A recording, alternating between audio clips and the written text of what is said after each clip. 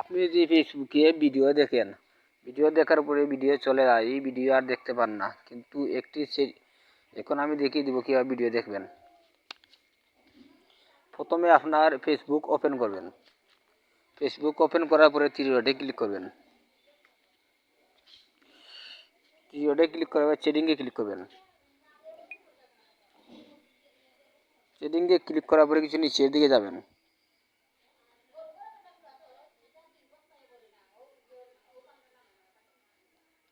এখানে আছে activity lock, activity লকে ক্লিক করবেন।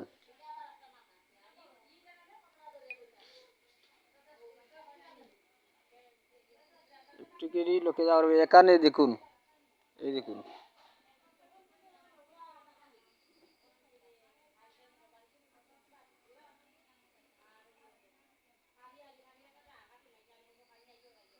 এখানে আছে ভিডিও দেখা, ভিডিও এখানে ক্লিক করবেন।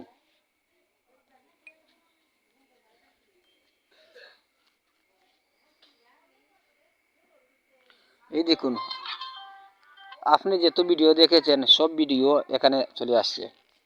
আপনি চাইলে এখান থেকে ভিডিও দেখে নিতে পারেন। তাই আজ এই পর্যন্ত। ভিডিওটি ভালো লাগে সাবস্ক্রাইব করে চ্যানেলটির সাথে থাকুন। সবাইকে ধন্যবাদ।